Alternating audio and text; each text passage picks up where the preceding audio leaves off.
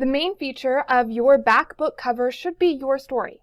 As the author, it's your job to find a short, concise way to communicate why a reader should pick your book over someone else's. Today I want to talk about how to write an irresistible book cover blurb. Where many authors go wrong is they think of their blurb as a summary of their story. That is not what a blurb is. It should be a hook. Summaries are boring and often spoilers. They read like a list of facts instead of a portion of a thrilling story.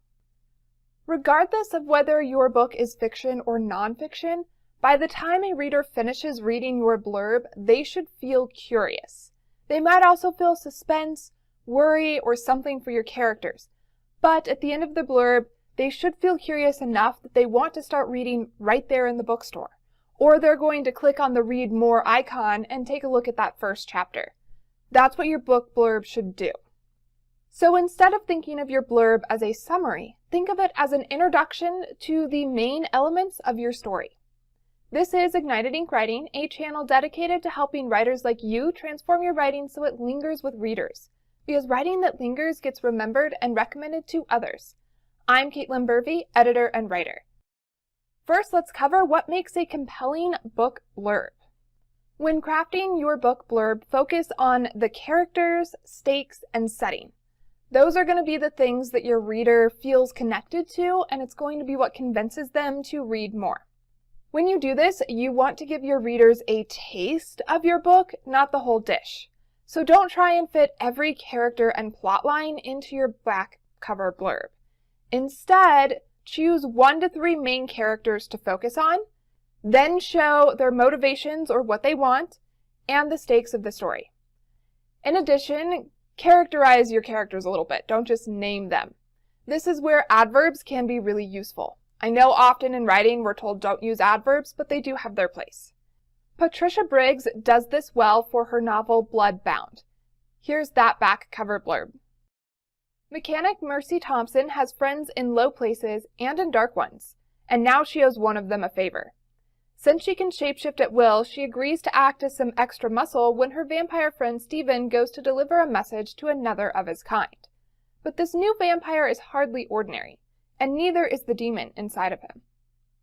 Even though this back cover blurb is short, it's packed with information. Just from these few lines, we know the main character's name is Mercy, we know she's a mechanic, and we know she's a shapeshifter. That tells us a lot about this character and hints at her personality. We also know this character's motivation. She made a promise to a friend, and now she's making good on that promise. The stakes are a little bit less obvious in this case. However, since there is a vampire possessed by a demon, we can assume that the stakes are probably life and death, if not soul devouring. This is an excellent example of a back cover blurb. If you're writing nonfiction, your back cover blurb is going to be a little bit different. Instead of talking about a character in your book, think of your reader as that character. So you want to cover what their pain point or burning desire is. What does your reader want? Then share how you can help them reach that goal. Give little hints, maybe chapter headings, from your book itself. Then show them what the end goal will be. So in this case, your character is your reader, and your stakes are whatever their pain point is or their burning desire is. And instead of the setting, you're going to show them the desired end result.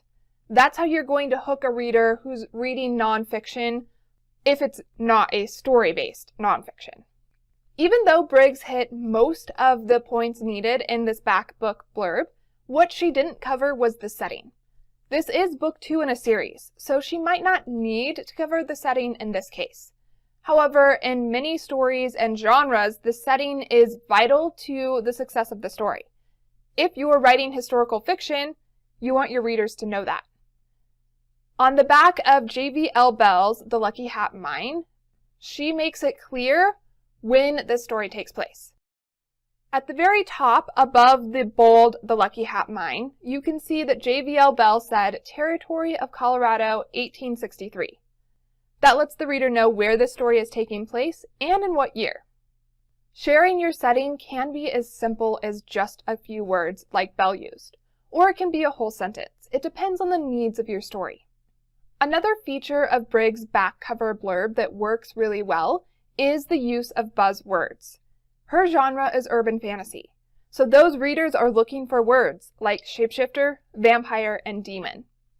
If your genre has certain buzzwords that you know your readers are looking for, and they fit your story, consider slipping them into your back cover blurb. This will help you in a couple of ways. One, it's going to reaffirm for your reader that this is the type of story they're looking for. And two, it'll help you be more searchable in search engines. If someone searches for something like shapeshifter books, and your book has shapeshifter in the back cover copy, it's more likely to come up in those results than if it doesn't have that word. So genre buzzwords are another thing to consider. Don't shove all of them in there, just use a handful, 1 to 3. Another way to craft your back cover is to use scenes and excerpts as blurbs. Instead of the traditional blurb that's new material, you can choose to use a moment or a piece of a scene from your story as your back cover blurb. When you do this, you want to make sure and pick a scene that shows your main characters, the stakes, and the setting. So you're still covering those 3 main points, you're just doing it in a different way. I do recommend you choose your scene very carefully. As a reader, I get really annoyed when that back cover scene is towards the end of the book because I spend the whole book waiting to get there, and then I know that those characters in that scene are going to be fine. You don't want to give that away. So choose a scene more towards the front of your book. A great place to start looking is the inciting incident. This is exciting by nature, and it should contain your main characters. Also, don't be married to the idea that you need to include the whole scene on the back book cover. Pick a moment that captures your story. There's probably not enough space on that back cover to fit the entire scene. This is particularly useful and common in books of poetry, short stories, hybrid pieces, and other collections. Often a writer will pick a section from a story or poem that fits the tone of the overall collection, or the theme or the message. An example of this is Milk and Honey by Rupi Kaur. On the back cover, she has, "This is the journey of surviving through poetry. This is the blood, sweat, tears of 21 years. This is my heart in your hands. This is the hurting, the loving, the breaking, the healing."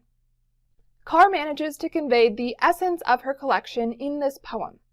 We know that this is going to be about her journey based on this poem. She also shares the titles of the 4 parts of her book.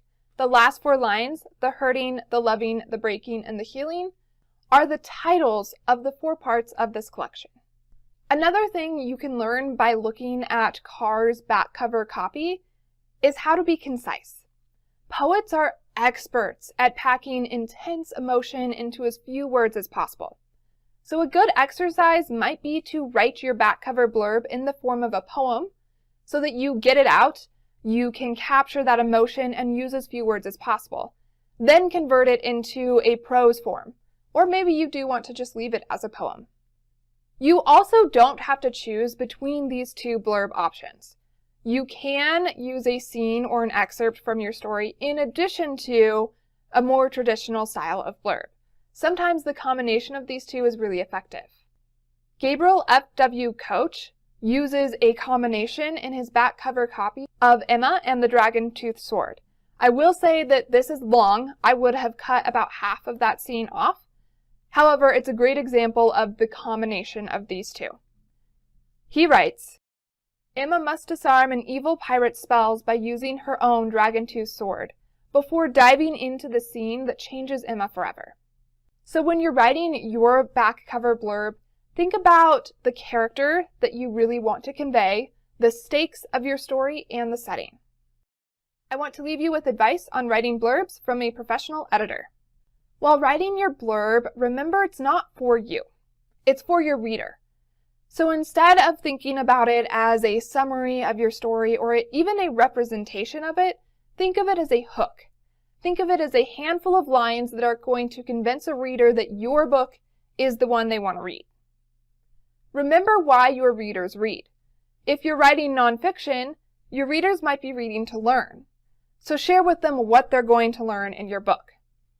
If you're writing something more like memoir or fiction, your readers are probably reading to be entertained or to escape their daily life. So share with them the ride that you're going to take them on.